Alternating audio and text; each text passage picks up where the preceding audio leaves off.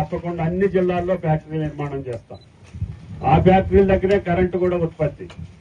ఏదైతే పిప్ వస్తుందో ఆయిల్ తీసిన తర్వాత ఆ పిప్పితోటే కరెంటు కూడా తయారు చేసుకుంటున్నాం. మనకి కరెంటు కూడా బయటకు అమ్మే స్థితిలో ఉన్నాం మనం. ఇప్పుడు మా దగ్గర 2 ఫ్యాక్టరీలు ఉన్నాయి.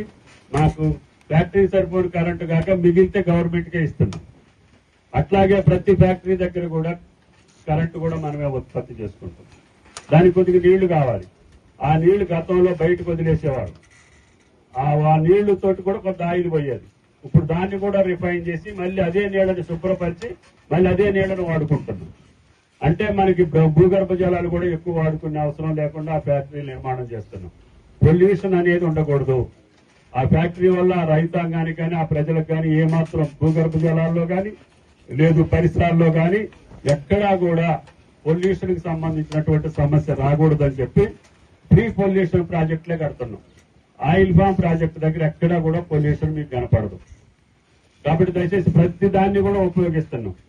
ఆ మిగిలిన దాంట్లో నుంచి పౌడర్ తయారు చేసి పశువులకు దాణాకి వెళ్తుంది, లేకపోతే సబ్బులకు వెళ్తుంది, లేకపోతే వేరే వేరే వస్తువులు తయారు చేసుకునే దానికి వెళ్తుంది. పామ్ ఆయిల్లో ఏది పారేసేది ఉండదు. కాబట్టి దయచేసి పామాయిల్ పంటకు కావాల్సినటువంటి అనుబంధ సంస్థలు కూడా మన నీళ్ళు బాగున్నాయి సార్. వైర్ ఉంది, జాగ్రత్త.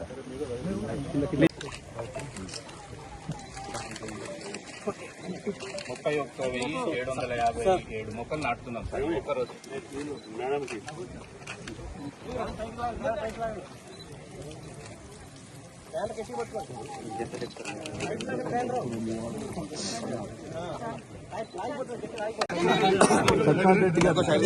సైడ్ జరగాలి.